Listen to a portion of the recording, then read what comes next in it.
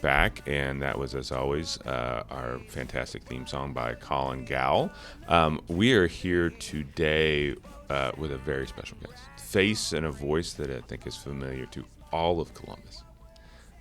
The one, the only, Kurt Ludlow. Kurt, how are you? Good morning, guys. I am fantastic. It's great to see you in person. You are famous. I like how one of the most famous people we've talked to has told us that we're famous. You know, we as you know, we've been on a magazine cover recently. Well, you were in the Dispatch magazine cover. Yeah, I mean, you're on iTunes. I'm just kind of impressed that you know all this stuff. Well, I'm a reporter. I got to do my work. Because you're legit famous, and we're just kind of like in our minds pretending to be famous. We did, they did they did a centerfold photo shoot with just Darren. They cut that out. Thank goodness. They cut that out of the Tri-Village magazine because it was a little much. You're only as good as your editor. So, I mean, They did a nice job. Yeah, they did a good job. So you did admit to us that you have listened. Mm-hmm. So you know a little bit of what you're in for. So we're going to start you off with our start bench cut. Okay. Which one of these things would you start if this was a team? Which one would you have on your bench, and which one would you have to let go? So we're going to go very newsy, not surprisingly. Okay. Try to keep it topical. Yeah, sure. Tom Brokaw, Mm-hmm. Peter Jennings, Dan Rather. Ooh. Start Peter Jennings was always my favorite anchor growing up. I just thought the man commanded, a presence. Smart, witty. Just a consummate journalist. So start. Who's getting benched? Brokaw, rather. Boy, that's a hard one too. This is how we know it's a good one when we make you think. Yeah, I would probably bench Tom Brokaw. But Gerald Ford was attacked by a pack of wild wolves. But not because I don't like him. I do, but I'm just a little more fond of Dan Rather. So the books didn't put you over the top with Brokaw? The Greatest Generation? No, having worked for a CBS station for many years, Dan Rather was the guy that would come on when I was sitting in the newsroom. And so he was just somebody that I, grew very fond of and appreciated. His journalistic abilities, the fact that he covered the Kennedy assassination all those years ago, and to everything he did after. And now he's become famous with a whole new generation because of his Twitter account, which has, Is a he lot really of followers. doing that? Because he tweets. I don't know if he had like a staff that was doing it. No, that's Dan Rather, and he's very clever. He's sharp and witty, and not that Tom Brokaw isn't. Yeah. But I think those would be my three: Jennings, Rather, and then Brokaw's gone. Brokaw. He's kind of joined you and me on the new media. Yes. Versus being on, the old media, as it were. Well, we're all having to get adjusted to that in my business. I mean, we're all old media now. Yeah. It almost you used doesn't to be matter. New media, I know. Old media. Now you're with us. Well, us being the guys on one magazine cover. Right. So Is there someone we missed? Because we think we hit the sort of like trifecta, but I was thinking maybe like Kurt Loder from MTV News should have been on there. People call me that all the time. Although it's getting less and less, but back when MTV was on, people would say, "Oh, you're Kurt Loder," and I mean, close. That's funny you mentioned that. No, I think those were those were always the top three. They were male anchors, back in the day. They were male anchors, and that's the only option we had. There's only like three networks, so there's only three guys at the same time, right? I mean, I like, Katie Couric back in her days with the Today Show. I thought was very bright and did a really good job. So I was, always a big fan of her. And Diane Sawyer, terrific journalist. Barbara Walters. Yeah. I mean, she was really good, and it's too bad that she's no longer with us now. But all remarkable careers. I mean, Barbara Walters broke the glass ceiling in so many ways for journalists. And so I think, it's hard to pick three, but I think you picked the top three that I would have gone to had you asked me. And we forgot about Ron Burgundy. Ron Burgundy is probably, which actually was my next question, which is, as a lawyer, sometimes when I watch like a law TV show or a law movie, it kind of drives me crazy because it's not accurate. Are you able to enjoy a movie like The Legend of Ron Burgundy, which is about anchors, but it's completely not real? Or is it like, oh, this is just annoying? Oh, it's more real than you think. That's one of my favorite movies. So you play the jazz flute. I That's had right. no idea that was not in your bio. Absolutely. No, that's funny because that was done in the spirit of the '70s movies or 1970s, and that was how it was when I was growing up. I was going to college, University of Colorado, and I was interning at a TV station in Denver, and I mean it was News 4. And of course, in the movie, it's news, Channel 4 News. And so there was a lot to relate to with that. And when it came out, just the use of videotape, and it was such a sexist time in the industry, and all of that, it rang true, but it was also hysterical. So no qualms with Ron pro Burgundy. Ron Burgundy. So do you guys, like with the other stations around town, do you guys get together and do Wars? like fights? No fights. No street so fights? there's no street fights. No, we keep it above board. Okay. We'll go out for drinks with each other, and But that hang doesn't out devolve and into brass dinner. knuckles No, and no. people losing arms. No, and- as far as I know, no one's been harmed when we get together with people at the other But you stations. do hang out with But- our stations? It's Yeah, not we like this sure sort do. of crazy rivalry where you're Yeah. like, you got the #1 spot this week. I hate you or something like I that. mean, there is a rivalry. There always will be, and there has to be. I mean, it's all about the ratings in the end. But having worked for, 2 stations in town, I still have friends at the competitor. And, I just saw him a couple of weeks ago at an event. So, I mean, we do get together. We'll hang out, we'll go to parties, and maybe go to dinner or whatever. And, I mean, they're friends. They were colleagues at one point, but just because we don't work together doesn't mean we still can't hang out and be friends. So you talked a little bit earlier about how you have had to kind of move into doing more social media and stuff like that. And I've checked out your Twitter feed, and it's very you're very active and you're very consistent. I have 2 questions. One, how many ties do you own? I probably own 250 ties. Whoa! So that's probably enough, given weekends and stuff, to wear a different one every day. I do. So I have 25 suits, and I have 10 ties per suit. I have a little system that I set up so that I Do wear people it. watch and notice if you wear the same thing twice? Well, especially with the women. The women get Yeah. just beat up about, of course, everything, Right. whether their hair's in the wrong place and whether they're putting on weight or are you pregnant. I mean, just terrible things that they get asked all the time. For me, less so. But, people will comment, hey, where'd you get that tie?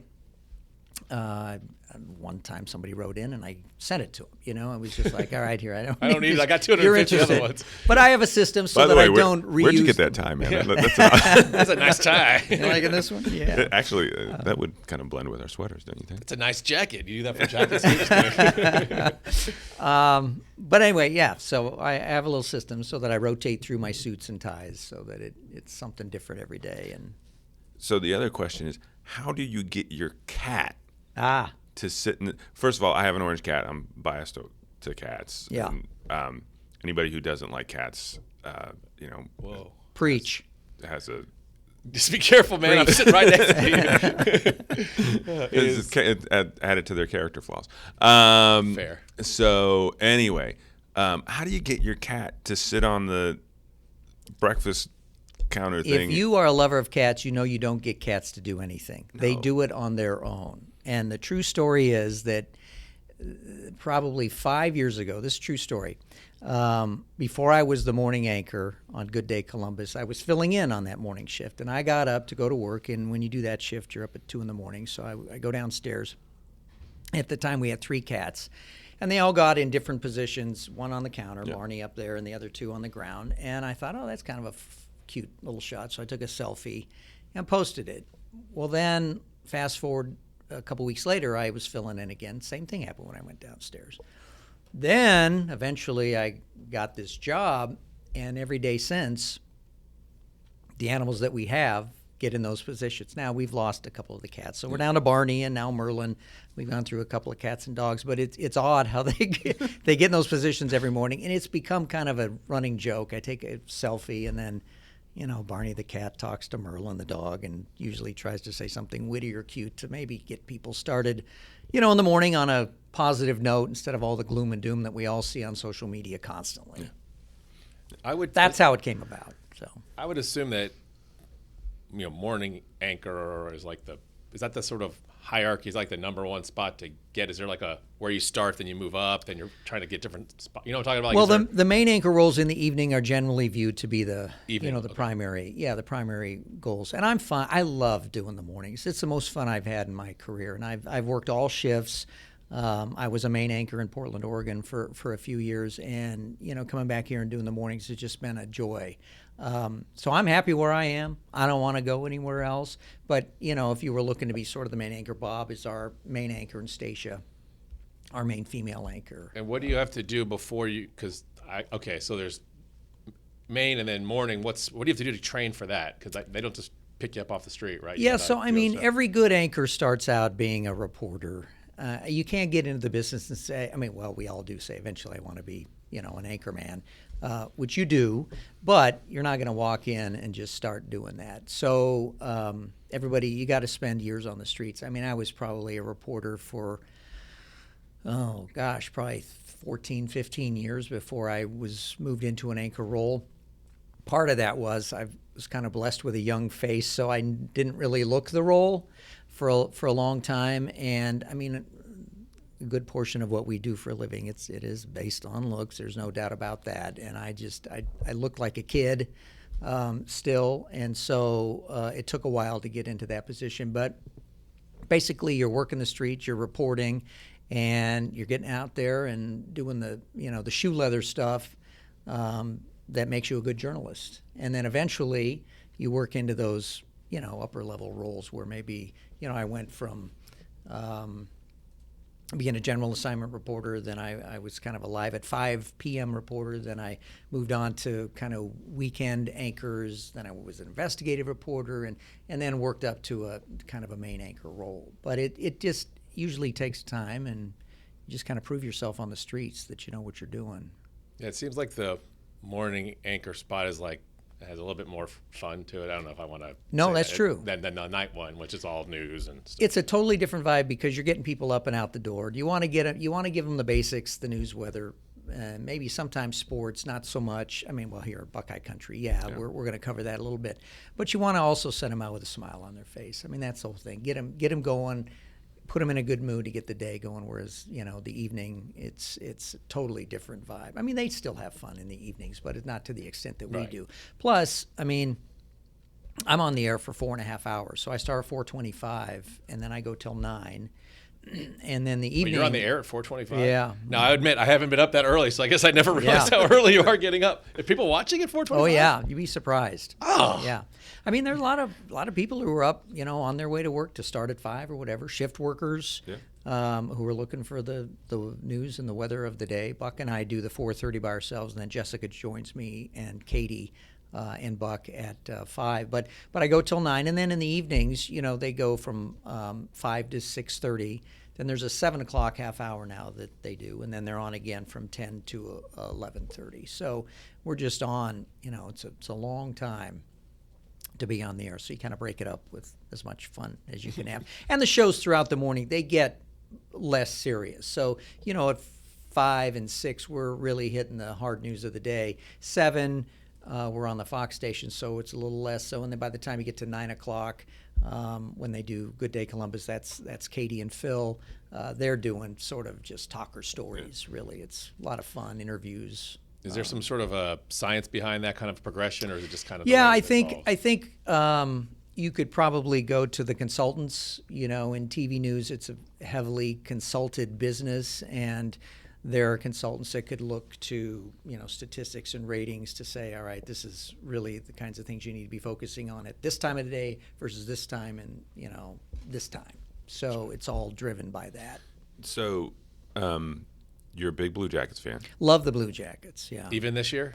It's been hard. I have to admit. Sometimes I've been critical of them, but I just it's something I never thought I'd be. Was never into hockey. Growing up in Colorado, you think, oh, there was hockey in Colorado. Not back when I was a kid. There is now, of course, but there wasn't then. So I really had no interest in it at all till we came back to Columbus, and it was after '03.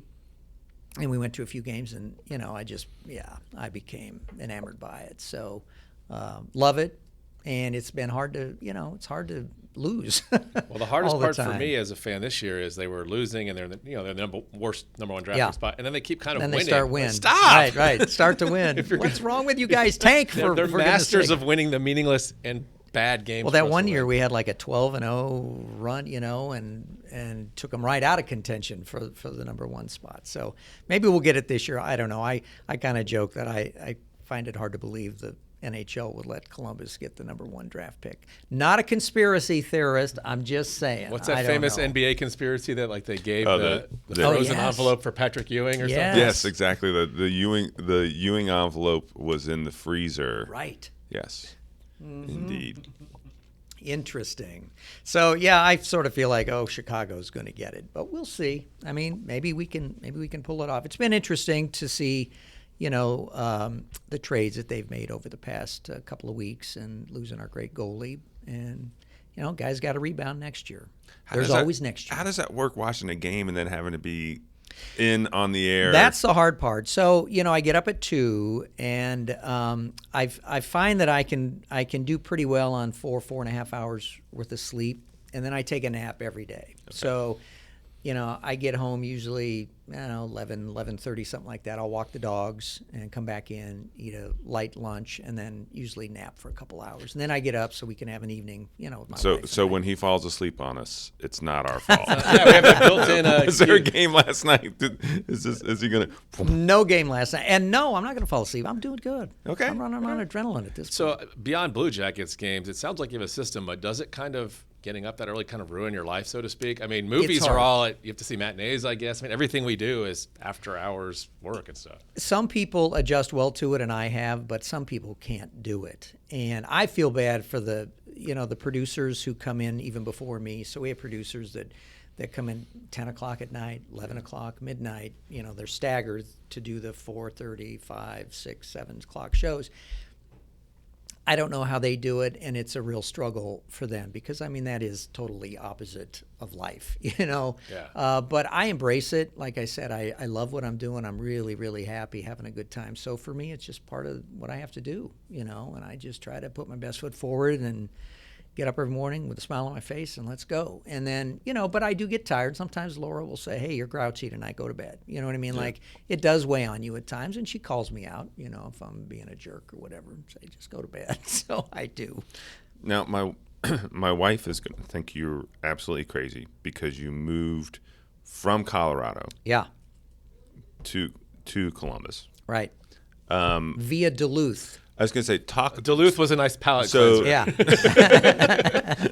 Probably the first time Duluth has ever been referred to as a palate cleanser. Right. So talk us through that progression. Talk us through that story. Right. Graduated from college, and in those days, you go where the jobs are if you want to be a journalist. And in Colorado, there were 3 TV markets. So one super small, one medium, Denver being the biggest. And coming out of college, you're never going to go to Denver, and maybe not even Colorado Springs. You need a smaller market. So I searched the country, found jobs, would apply for them, and landed a part-time job in Duluth, Minnesota. Which I've been to, by the way. It's a beautiful city.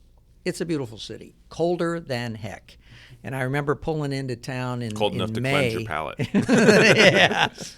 I pulled in May and get out of the car, and you could see your breath. And I'm thinking, oh, my goodness, what have I done? But, again, you embrace it. It was the first market for so many people. I don't remember what market number it was, 180 maybe. It was something way down on the list. And, in that market, everyone else is new and young, and you're all right out of college, and you're all learning, and it was fun.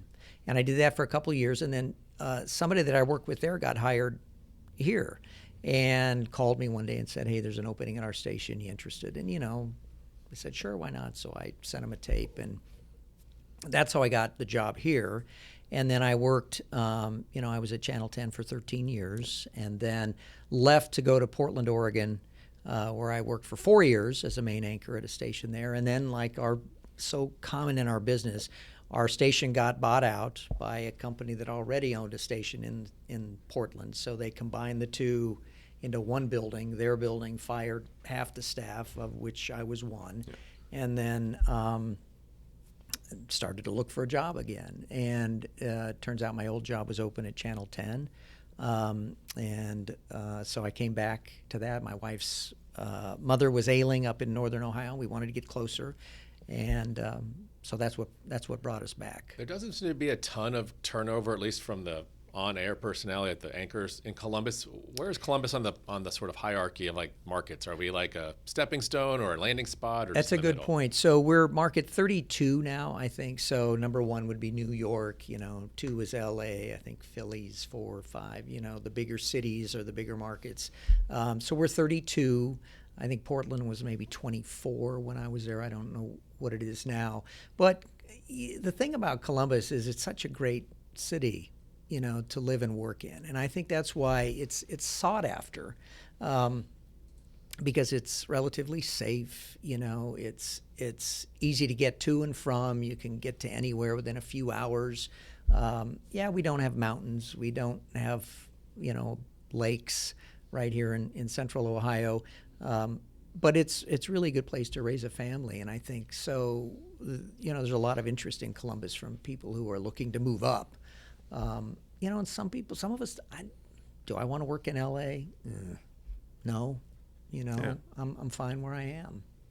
Because it doesn't seem like you hear a lot of people moving, like, hey, this person's leaving to go to Chicago or something. Maybe I'm just not paying attention. Well, you think of all the, the main anchors at the station. So, you had Jerry Revish for years at Channel 10. Dave Kaler was here for years before.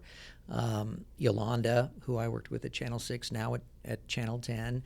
Colleen Marshall's been at Channel 4 for a long time. And, it's a place where people, once you're here, you're kind of comfortable. As I said, it's a good place to live and work, so why not stay? You mentioned the consolidation that happened in Portland, and we kind of alluded a little earlier to sort of you were the new media, and now you're not the new media. So how is your job, aside from the social media, you kind of had to adapt to this new media? Well, the thing is, so we're owned by a company that owns, I think it's 180 stations across the country. So a lot of times now, reporters are producing content not just for our station, but it will go out to our affiliate stations, and we receive content from the other ones as well, which is, in a lot of ways really good, because you're able to, diversify the content that you have, find new stuff. And put that in your newscast. It's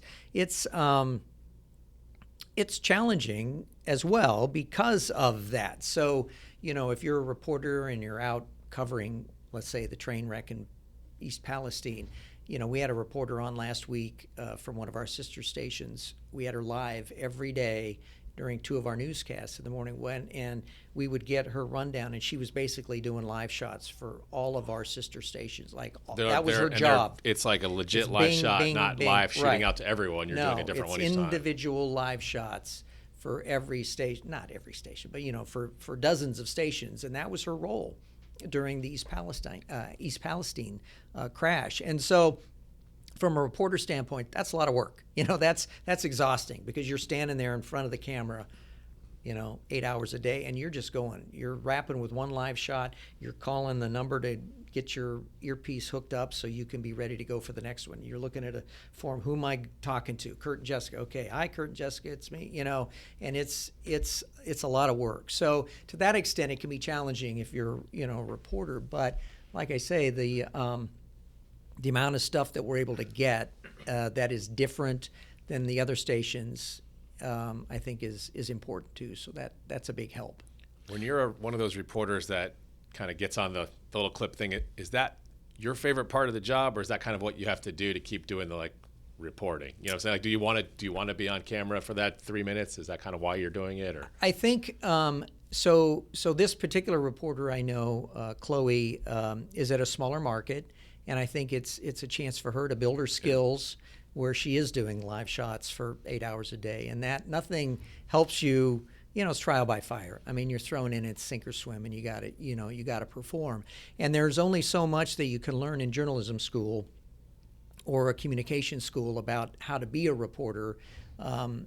There's only so much that they can teach you in the classroom setting, and it's up to you to get out and actually do it. And so I think in those cases, for a lot of reporters, it's really it's a chance to shine and to learn new skills. And I think she probably comes away from that with lots of new experience. It's going to make her a better reporter in the end. And like she's seen on like every market. Right. What are the odds of that? Like, Right. Yeah, she was probably seen, I mean, certainly throughout Ohio, all the markets here, but then Pennsylvania was covering it heavily as well. And so, yeah, she was probably seen in 3 or 4 states that over those 2 weeks that she was up there.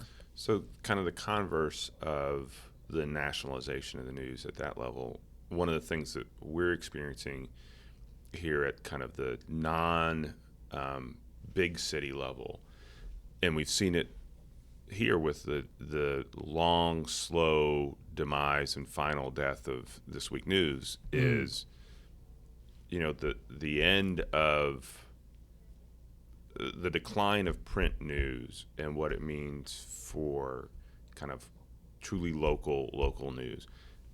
Does that play through at all with you all in TV, or how does that play out?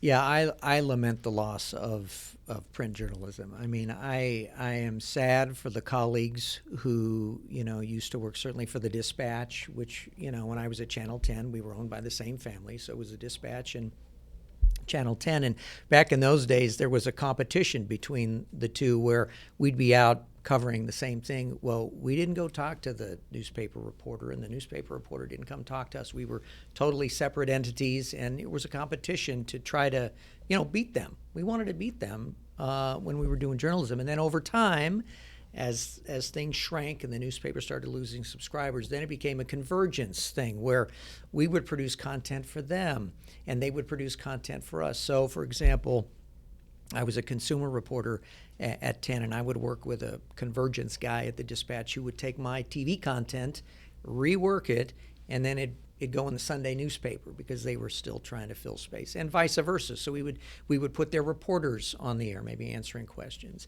And now it's gotten to the point where, you know, they're shedding so many reporters. To your point, it's difficult to cover local news the way it needs to be covered, and even for TV stations to do so too. We hired Darrell Rowland, who was a Dispatch reporter for a long time, and he is now reporting for us. So, you know, you have a guy like that who's been, you know, a street reporter, print reporter for decades. The contacts he has, the ability to, you know, get stories. Now it's a little different to pivot from print journalism to TV news, and that's a work in progress, and Darrell will admit that. You know, he's not used to performing, I say in air quotes, performing on camera, but that's part of the, you know, job of being a TV reporter. So he's having to learn some things, but we're also benefiting from his experience as a decades-long reporter. So it's tough because I think a lot of good stories probably get lost now that in the old days would have been covered by a newspaper, especially the local papers, like you said, the This Week papers. It's too bad that they're gone. We can try to pick up some of them, but we're always trying to look. We have to look too for the broader audience because you got to keep people interested. And how can we make the story that's happening in Upper Arlington?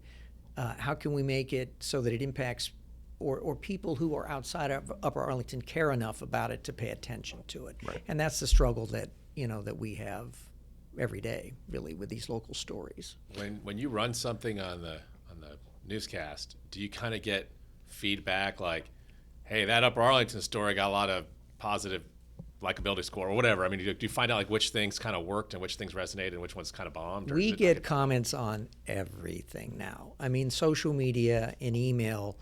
You know, in the old days when I started in the business, someone to complain to me would have to take the time to find the address in the phone book, type out a letter, put a stamp on it, and mail it to me to complain about a story that I did. Now, before we're even off the air, you know, somebody can tweet to me, hey, Ludlow, what are you doing talking about that? You know, that's not true.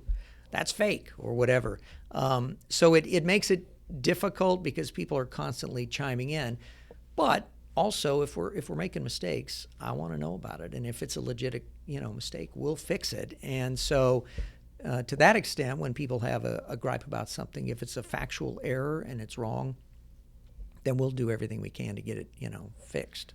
Have you ever seen the bit they do on late night, like mean tweets? Oh, yeah. Yeah. Would it be worth having you read your mean tweets? Oh, man, the stuff you would get. Again, it's bad enough for me, but Jessica and Katie and the female reporters and anchors, they just get it. There's just so much hate for women in general, a lot of misogynistic stuff, and it makes it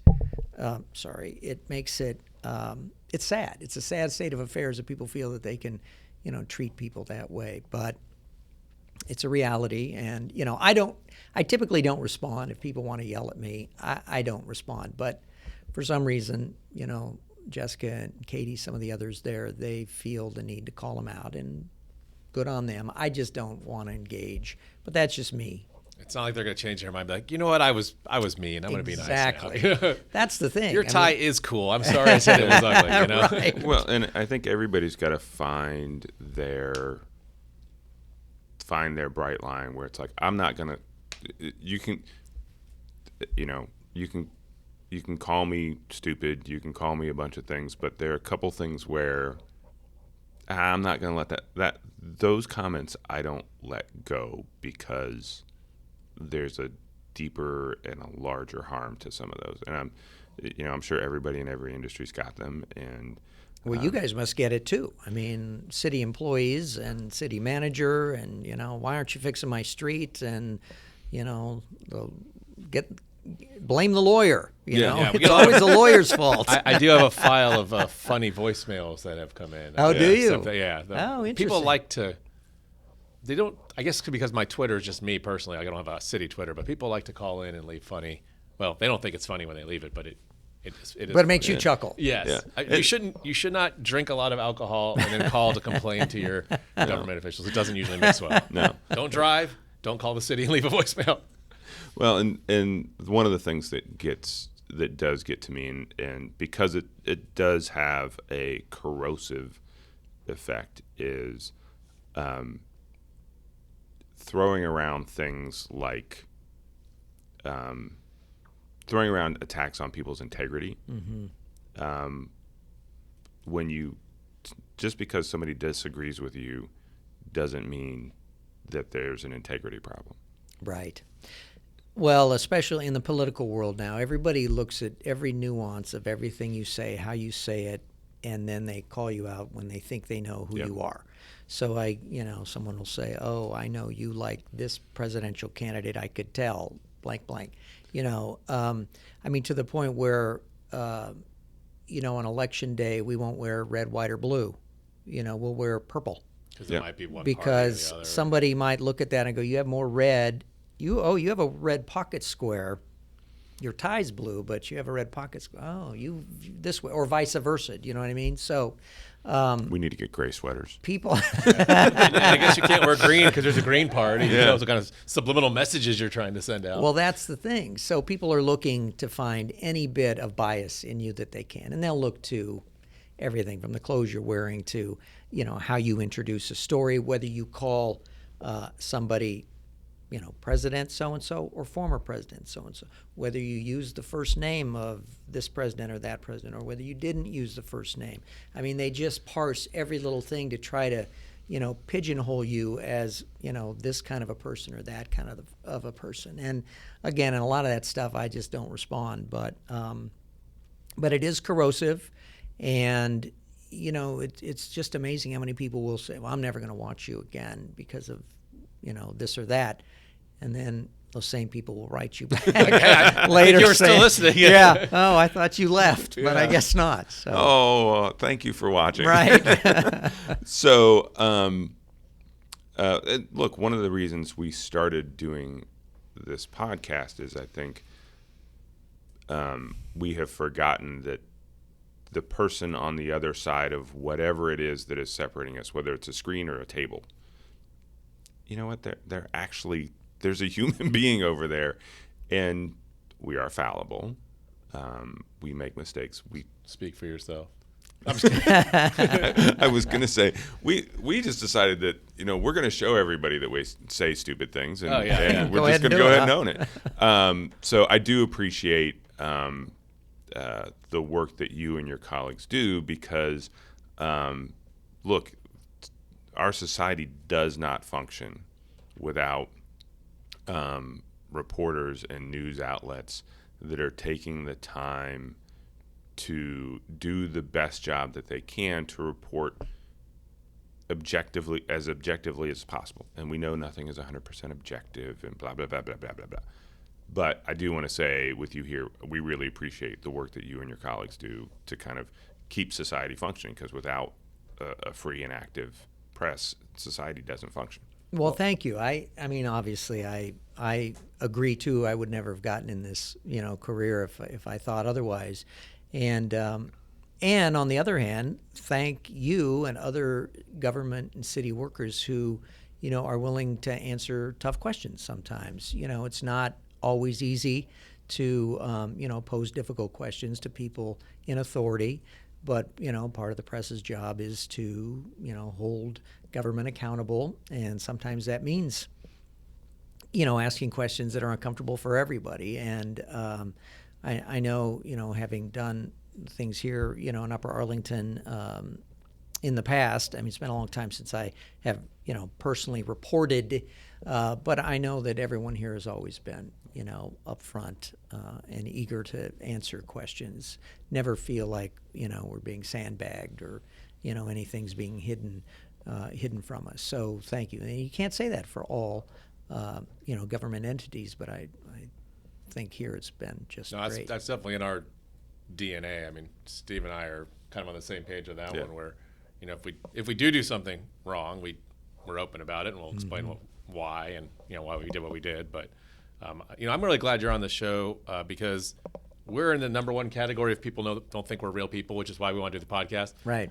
But I think news people are probably the other folks who are people like, well, they're not real. They're just these kind of famous people on the screen. And, it's nice to see that anchor people are actually humans as well, right? Yeah, it's like the new commercial that was it State Farm that's doing the commercial with Boban.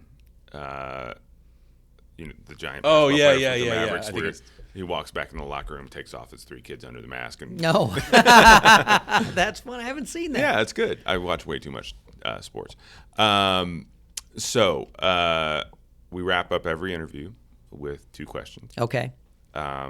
What do you love about Upper Arlington, and what would you change? So there's a lot to love about Upper Arlington. When we moved here from Portland, my wife was staying back to sell our house, and I was staying with her best friend's mother, who had a condo just north of Henderson Road, and we were trying to figure out where do we want to live. That's a pretty big jump, by the way. Your best friend's mother. It's like Laura's my wife's best friend's mother, right? Did you know this? Oh yeah, person yeah, in yeah. advance? Okay, so I came back and showed up with some suitcases. It was like a month or 2 that I ended up staying there. She was fine. She was living by herself, and she I think appreciated having the company. But anyway, we're trying to figure out where to live, and so I was really keen on UA, and so I was driving. One day I was going to go to work, and I was driving down Durker, and I was trying to get to Burbank, and I turned one too many streets early and went up my street now and came up on this house that was for sale, and it was overgrown, and the for sale sign was tipped over, and I got out and looked at it, ran up, it was empty, and I thought, wow, I'd love to live here. And we were able to make it work, and it's just we're so happy where we are. I love the location. We're close to everything. I love the people. I love the kind of small town charm that it has. I love the Christmas tree lighting every year that just puts you in the great spirit for the holidays. I love that there's just access to everything. I love the neighbors. I love the neighborhoods. It's safe. It's just small town America to me, and I love it. What I don't like, if I had to change one thing, it would be the taxes. Now, having said that, I get what I pay for, and I'm a happy man to that extent. So I want to say my street gets plowed every time it snows, and when I'm going to work at 2 a.m, that's important. Thank goodness that my street is plowed. I love the response to the fire and the police and all of that. I get what I pay for. I understand. I just wish they were a little less. Doesn't mean you like paying it, right? That's right, and that's my point. That's what I want to say is I don't complain about it. I would never have said it, but you asked me. No, and this is why I'm we being asked the question. totally honest because I don't think I've ever complained to anybody about it, and it's not a complaint. It's just a realization, and that's where we are. I think, if they could be reduced, that would be great, but that's not going to happen, and I'm fine with it. So that's here's it. We did your reduce fun. a little bit of our property We did. taxes. Here's the fun municipal finance fact. Yes.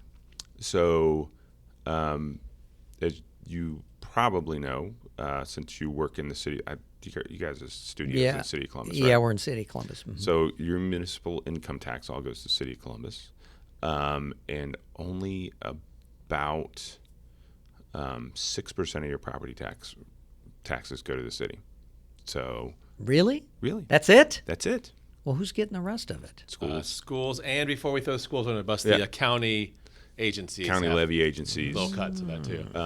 So that's all the kind of levy agency stuff. So the commission or the Franklin County Office on Aging, the Children's Services levy. Columbus State just put a levy on. Schools is the big one.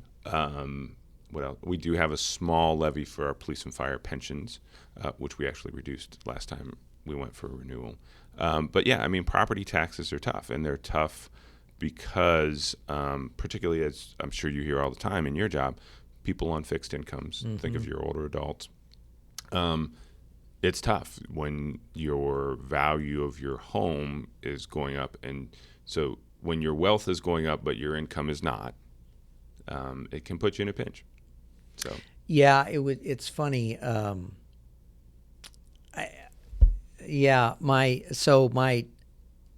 dad passed away in Colorado. He lived in Manitou, and he passed away over the summer. So I'm in charge of his estate. So I'm getting all the bills now, and his tax bills. I get his tax bill, and I'm like, okay, is this a month? No, this is a year. And I was just like, wow. It's just, but I'm happy here. I'm not complaining. I love it. It's a great city. And I'm so fortunate to be able to, be where we are. Well, and you do bring up a common point, which is a lot of people do feel the tax burden is high, and there is often a actually, misunderstanding. 16% of our residents said in our annual survey that they thought it was the number one challenge facing Upper Arlington. Look at you dropping some stats. Was that the highest? What was the number one thing? Our lack of diversity. Oh. So we did a survey over the summer. It was randomly sampled, statistically valid, blah, blah, blah, blah, blah. And the fourth question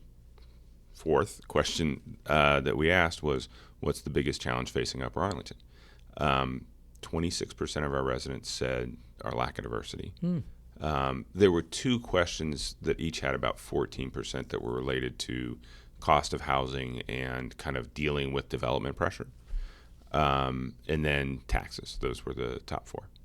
That's interesting. I guess I'm kind of surprised that the diversity was number one, but then I'm kind of not surprised. I mean, I think that's a very insightful, I mean, that was a lot of our reaction too. We thought it'd be Well, on there. So we do it every 3 to 5 years, and we delayed because of the pandemic. Because if you asked questions during the middle of the pandemic, it was all going to be about that. In 2017, it was 3%. how that has changed. Yeah. Whoa. Yeah.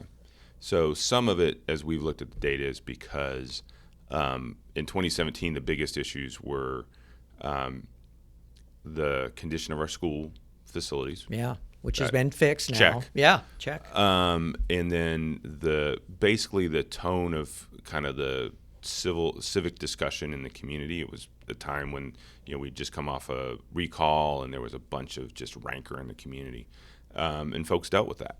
And so we talk a lot about and it's in our kind of mission statement up there, doing things so that members of our community can focus on what matters most in their lives. And I think the community as a whole came together and said, these are things that require money and attention, and this community can do those two things pretty well.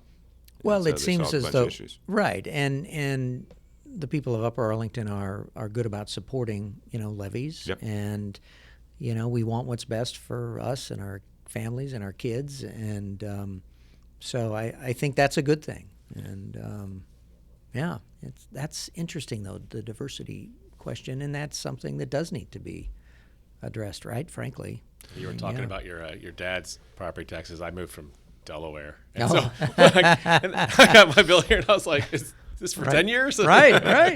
Yeah.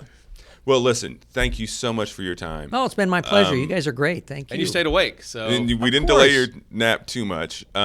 So, listen, anytime you need anything, I should have also thanked you. Every year you host the Leadership Upper Arlington's Candidates Forum, and you do a great job with that. Oh, so thanks. thanks for being in the community. Thanks for coming on the podcast. And talk to you soon. Well, I appreciate you guys inviting me. Thank you. It's been fun, and I love this idea. I think it's just a great idea, as you say, to put a face behind the jobs, and I think it's working. Well, good. And it's the sweaters that it's the sweaters that does it. You know, the interviews doesn't well. I was going to say something when you're looking for those, those stories that might have a broader appeal. This is not one of them. Brian and I were going to say if you wanted to start a 3:30 in the morning new show, the Brian and Darren Leave Steve Behind show is available. Yeah, you guys can have the 3:30 a.m. slot.